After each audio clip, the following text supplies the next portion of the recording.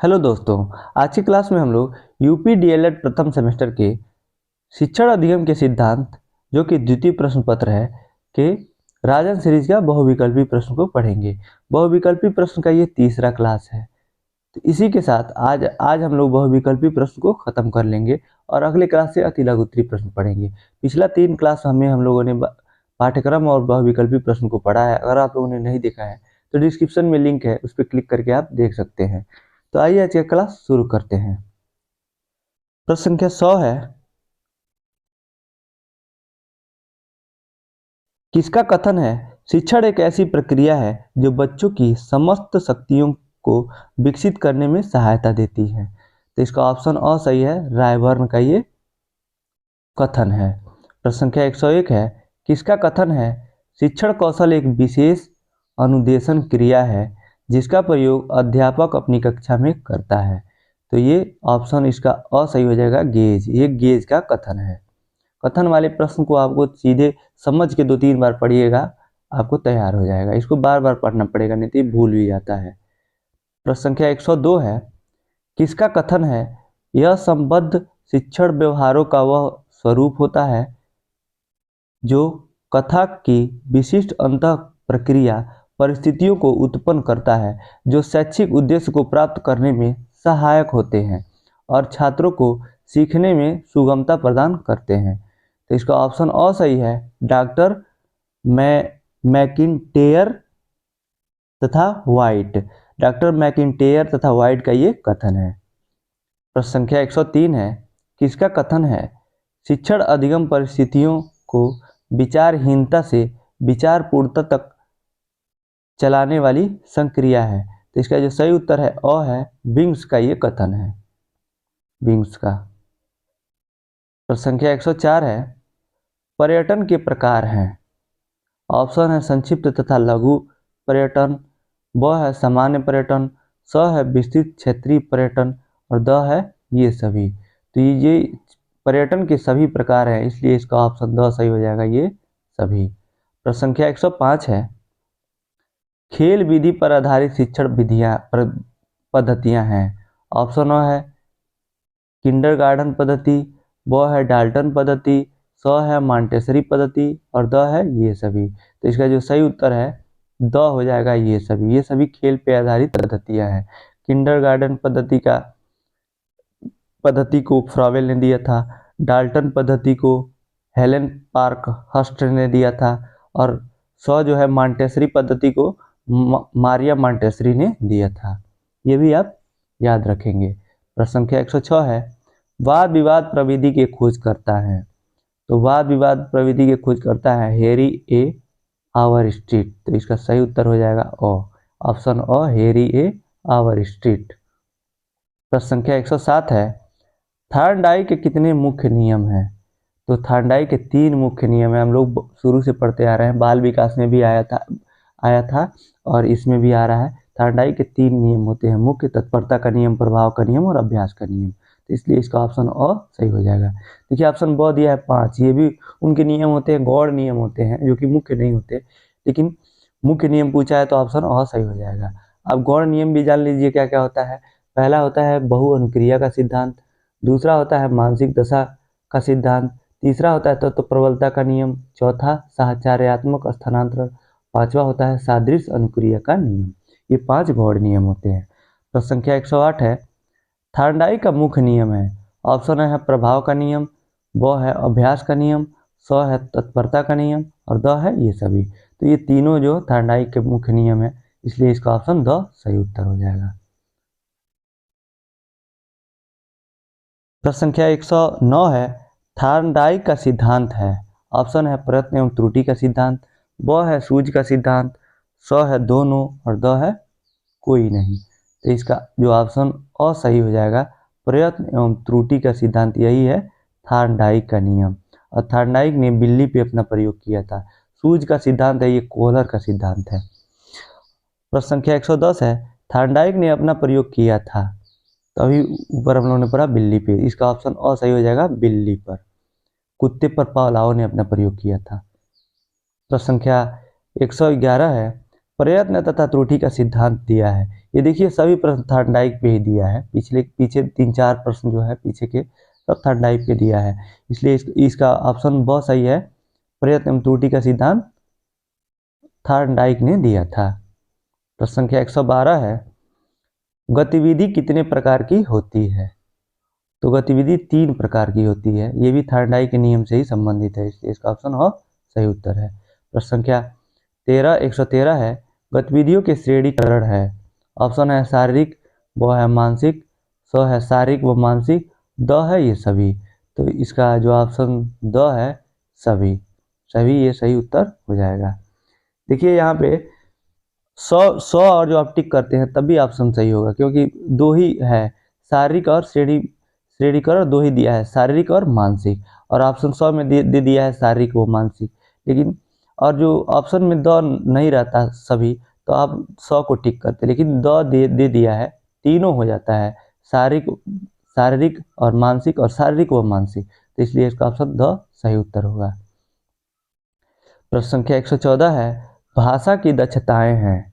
Option है सुनना, ब है बोलना, स है लिखना, द सभी। तो इसका ऑप्शन द उत्तर सही हो जाएगा, सभी। सुनना, बोलना और लिखना ये सभी से भाषा का विकास होता है, भाषा में सभी यूज होते हैं, इसलिए इसका ऑप्शन द सही उत्तर होगा। प्रश्न संख्या 115 है, सहगामी शिक्षण का उद्देश्य है। ऑप्शन अ है शिक्षण एवं छात्रों को क्रियाशील करना, ये उद्देश्य है। ब है छात्रों को शारीरिक एवं मानसिक रूप से क्रियाशील करना, तो सहगामी शिक्षण का ये भी उद्देश्य है। स है अस्थायी ज्ञान प्रदान करना, देखिए सभी पॉजिटिव आंसर हैं, ये भी सही उत्तर होगा। ऑप्शन द है ये सभी, तो इसलिए इसका ऑप्शन द सही उत्तर हो जाएगा, क्योंकि तीनों ऑप्शन जो है वो सही हैं। प्रश्न संख्या 116 है, उत्तम टीएलएम की विशेषताएं हैं। टीएलएम मतलब होता है टीचिंग लर्निंग मटेरियल, जो टीचिंग में यूज होता है।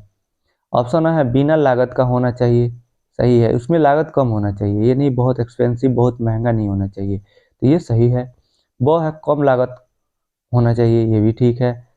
और स है बालकों को हानिकारक नहीं होना चाहिए, तो ये भी सही है, क्योंकि टीएलएम कैसा जो उनको हानि पहुंचाए, तो स भी सही है। और द है ये सभी, इसलिए तीनों ऑप्शन सही हैं, इसलिए इसका द उत्तर सही होगा, ये सभी। प्रश्न संख्या 117 है, सीखने में सहज संबंध को बताया है। ऑप्शन है पावलोव ने, ब है अरस्तु, स है थॉर्नडाइक, द है कोहलर। तो इसका जो सही उत्तर है अ है, पावलोव ने सीखने में सहज संबंध को बताया। जहाँ संबद्ध आए या संबंध आए, वहाँ पावलोव ही सही होगा। प्रश्न संख्या 118 है, वर्तमान शिक्षा का केंद्र बिंदु है। ऑप्शन है अध्यापक, ब है विद्यालय, स है प्रशासन और द है बालक। तो इसका जो सही उत्तर है द है बालक। वर्तमान शिक्षा में बालक केंद्रित शिक्षा को बल दिया जा रहा है, यानी बालक को केंद्र में रख के शिक्षा दिया जा रहा है। छात्रों में प्रश्न संख्या 119 है, छात्रों से उत्तर निकलवाने में सहायक है। ऑप्शन अ है शिक्षण कौशल, ब है शिक्षण सूत्र, स है शिक्षण प्रविधियां और द है उपयुक्त सभी। तो ये जो सभी इसके सही उत्तर हैं, छात्रों के उत्तर निकलवाने में सभी सहयोग करते हैं, शिक्षण कौशल, शिक्षण सूत्र और शिक्षण प्रविधियां, इसलिए इसका ऑप्शन द सही उत्तर हो जाएगा। प्रश्न संख्या 120 है, बुनियादी अथवा बेसिक शिक्षा के जनक का नाम है। ऑप्शन है महात्मा गांधी, ब है पंडित जवाहरलाल नेहरू, स है सरदार पटेल और द है बिपिन चंद्र पाल। तो इसका जो सही उत्तर है अ है महात्मा गांधी। महात्मा गांधी ने बुनियादी शिक्षा को बताया था, और उन्होंने बताया था कि जो प्राइमरी जो शिक्षा होता है 1 से 5 तक, वो मातृभाषा में दिया जाना चाहिए, क्योंकि बच्चा जो स्कूल में आता है तो वो मातृभाषा ही जानता है, उसको जब भाषा चेंज होगा तो उसको समझने में कठिनाई होगी, इसलिए उसको मातृभाषा में ही प्राइमरी की शिक्षा दी जानी चाहिए। प्रश्न संख्या 121 है, शिक्षण सूत्र पथ प्रदर्शन करते हैं जिनमें सिद्धांत से व्यवहार में सहायता के लिए अपेक्षा की जाती है, यह कथन है। तो यह कथन टी रेमंड का है, इसका ऑप्शन अ सही उत्तर है। प्रश्न संख्या 122 है, शिक्षा के अधिकार के अंतर्गत निःशुल्क शिक्षा का प्रावधान निम्नांकित हेतु है। तो अनुच्छेद 21A में 6 से 14 वर्ष के बच्चों को अनिवार्य एवं निःशुल्क शिक्षा की बात कही गई थी। तो इसका ऑप्शन अ सही उत्तर है, 6 से 14 वर्ष के बच्चों हेतु। और ये अधिनियम कब आया था? 2009 में आया था, लेकिन लागू कब हुआ था? 2010 से लागू हुआ था, पारित हुआ था 2009 में। प्रश्न संख्या, ये सब प्रश्न पूछे जाते हैं कि किस सन में आया, किस सन में लागू हुआ, और अनुच्छेद भी पूछा जाता है। तो 21A या 21 क याद रखेंगे आप। प्रश्न संख्या 123 है, किसी देश की आधारशिला होती है उस देश की। ऑप्शन है प्राथमिक शिक्षा, ब है माध्यमिक शिक्षा, स है उच्च शिक्षा और द है व्यावसायिक शिक्षा। तो किसी भी देश की आधारशिला उसकी प्राथमिक शिक्षा पर होती है, आधारित होती है। इसका सही उत्तर है। प्रश्न संख्या 124 है, विश्लेषण से संश्लेषण सूत्र का प्रभावी प्रयोग निम्नांकित विषय में किया जाता है। ऑप्शन है इतिहास विषय में, ब है संगीत में, स है भूगोल में और द है संस्कृत में। इसका जो सही उत्तर है अ है इतिहास विषय में। विश्लेषण का मतलब होता है, विश्लेषण से संश्लेषण सूत्र का मतलब होता है कि पहले कोई भी किसी भी चीज़ के बारे में और जो वर्णन करना है, पढ़ाना है, तो उसको छोटे छोटे टुकड़ों में विभाजित करके उसको डिटेल जानकारी देके फिर उसको समराइज करके समेट के और उसका सार बताया जाता है। तो और पूरा को एक में मिलाया जाता है, तो इसी को हम लोग संश्लेषण कहते हैं, सबको समेटना। और अलग अलग खंडों में उसके टुकड़े करके उसका विश्लेषण कर, उसके डिटेल जानकारी देना विश्लेषण कहलाता है। तो सबसे उपयुक्त ये इतिहास विषय में यूज किया जाता है। इसका ऑप्शन अ सही उत्तर है। प्रश्न संख्या 125 है, व्याख्या उन तथ्यों, नियमों या अन्य संबंधों का स्पष्टीकरण है जिनको शिक्षक चाहता है कि श्रोता उसे समझे।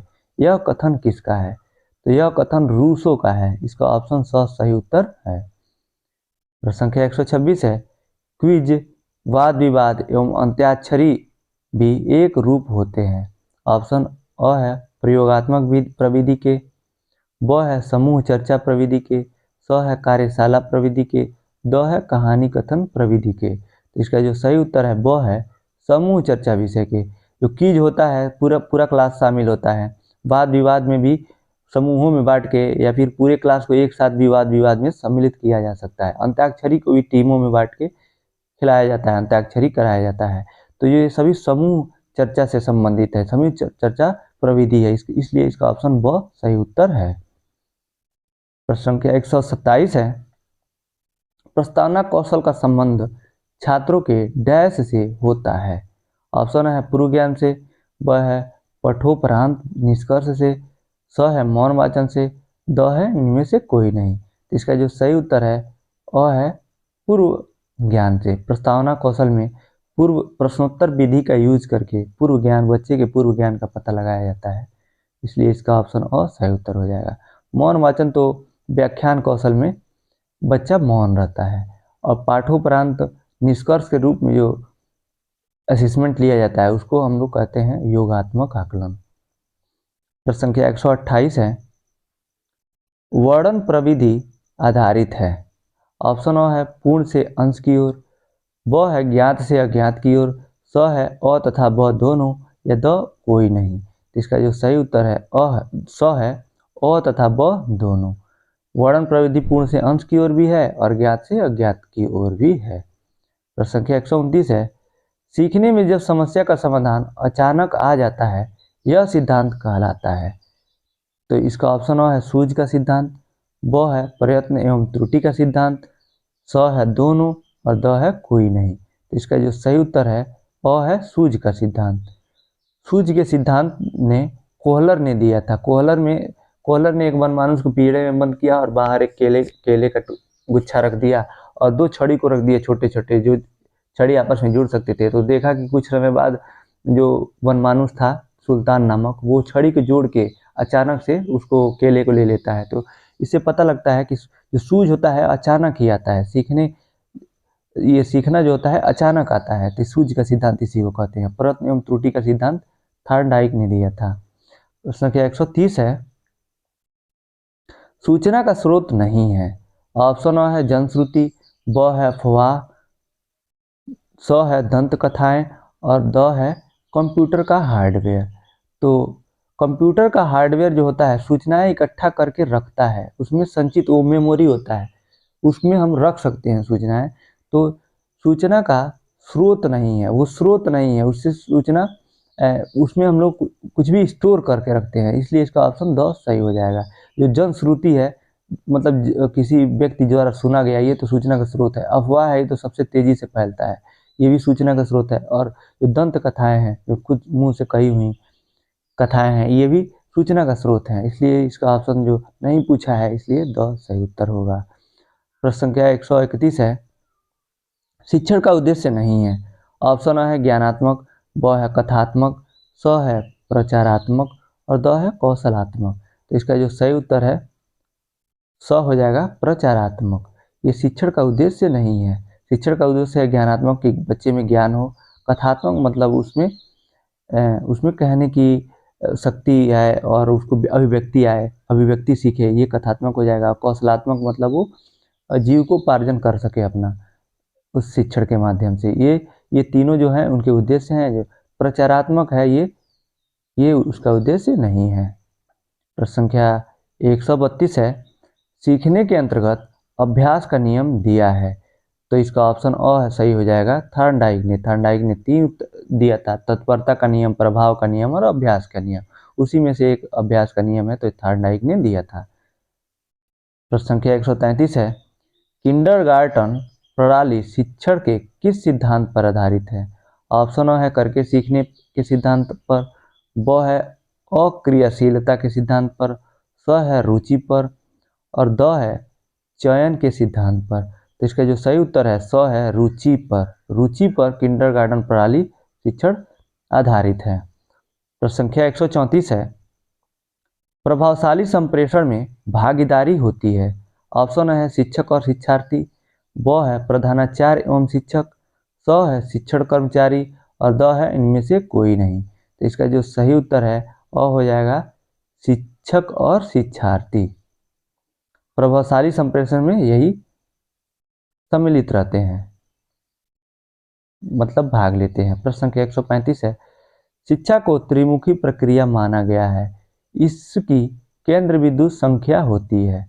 तो त्रिमुखी प्रक्रिया में यहाँ नाम से ही पता चल रहा है त्रिमुखी प्रक्रिया, त्रि मतलब होता है 3, तो इसलिए इसमें केंद्र बिंदु की संख्या होगी 3।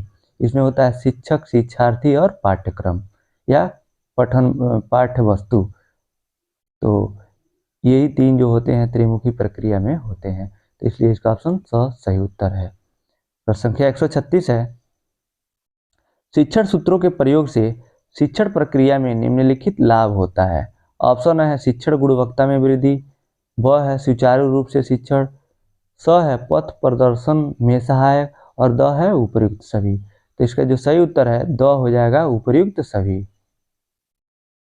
प्रश्न संख्या 147 है, बालक प्रश्न पूछने के बजाय प्रश्न पूछे जाने से अधिक सीखते हैं, यह कथन है। यह कथन किसका है?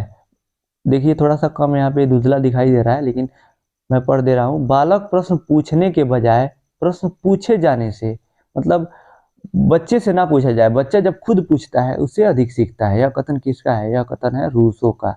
ऑप्शन सही उत्तर है। प्रश्न संख्या 138 है, शिक्षण का सर्वाधिक महत्वपूर्ण उद्देश्य है। शिक्षण मतलब जो बच्चे को शिक्षण दिया जाता है, वो सबसे ज़्यादा महत्वपूर्ण उद्देश्य क्या है? इसका ऑप्शन अ है बालक का स्वास्थ्य ठीक रहना। नहीं, स्वास्थ्य से तो संबंधित नहीं है।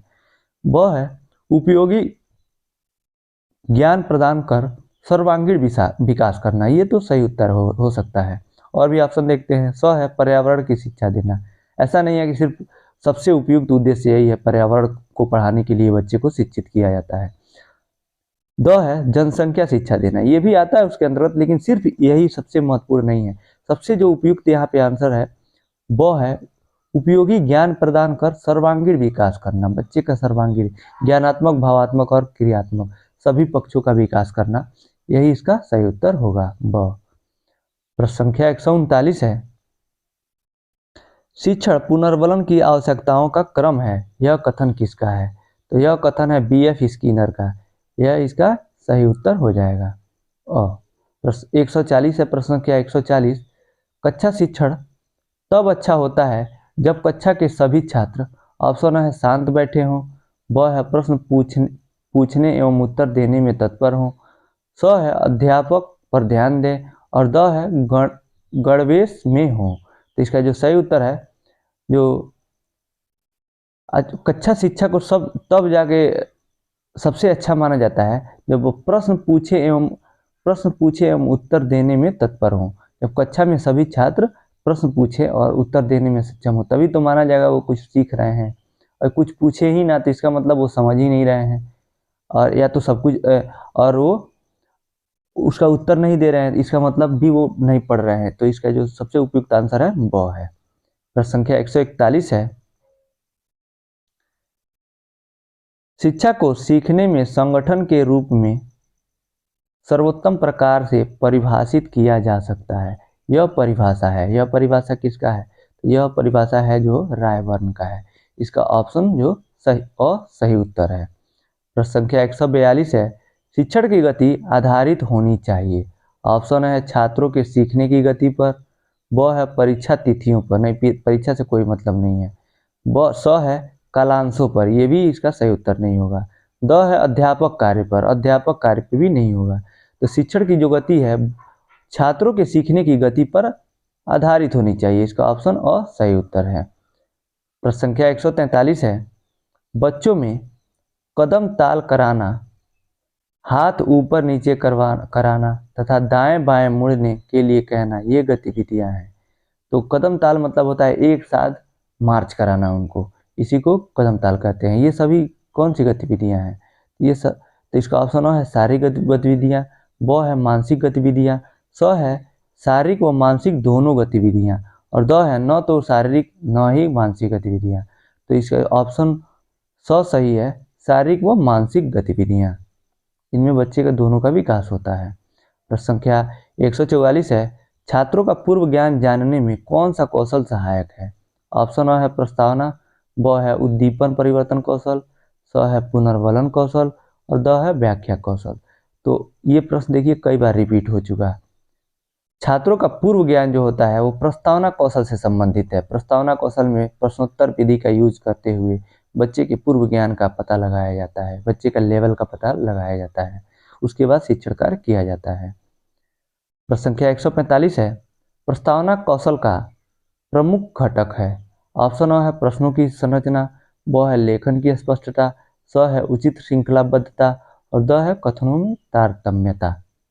तो इसका जो सही उत्तर है स है उचित श्रृंखलाबद्धता।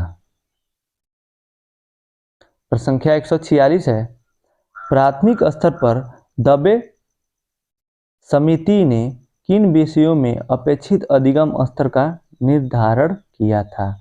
ऑप्शन है भाषा अध्ययन, ब है गणित अध्ययन, स है पर्यावरण अध्ययन और द है उपयुक्त सभी। तो इसका जो ऑप्शन द है यही सही उत्तर हो जाएगा, उपयुक्त सभी। प्रश्न संख्या 147 है, गणित किट का उपकरण है। ऑप्शन है डोमिनोज, ब है बीकर, स है क्लैंप, द है इनमें से कोई नहीं। तो इसका जो सही उत्तर है अ हो जाएगा डोमिनोज। पिछले क्लास में हम लोगों ने पढ़ा था डोमिनोज क्या होता है। डोमिनोज जो होते हैं दो सेम किनारे से जुड़े हुए जो दो वर्गों को एक साथ जोड़ा जाता है तो उसे जो आकृति निर्मित होती है उसी को डोमिनोज कहा जाता है। और जो ऑप्शन ब दिया हुआ है बीकर, ये तो साइंस से संबंधित हो गया, क्लैंप हो गया, ये सब साइंस से संबंधित हो गया। तो यहाँ पे गणित से पूछा है तो गणित किट जो होता है ये डोमिनोज ही होता है। प्रश्न संख्या 148 है, शिक्षण प्रक्रिया में समाहित प्रक्रिया होती है। ऑप्शन अ है 2, ब है 3, स है 4 और द है 5। तो शिक्षण प्रक्रिया में तीन प्रक्रिया होती है, इसका ऑप्शन ब सही उत्तर है। प्रश्न संख्या 149 है, वास्तव में प्रश्न सबसे अच्छा उत्तेजक है और यह शिक्षक को शीघ्र उपलब्ध हो जाता है, यह कथन है। तो यह कथन जो है कार्ल का है, इसका ऑप्शन ब जो है सही उत्तर हो जाएगा।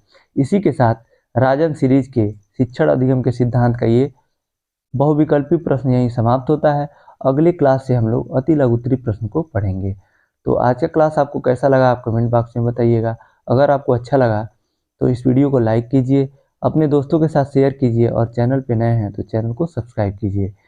यह वीडियो देखने के लिए आपका बहुत बहुत धन्यवाद दोस्तों।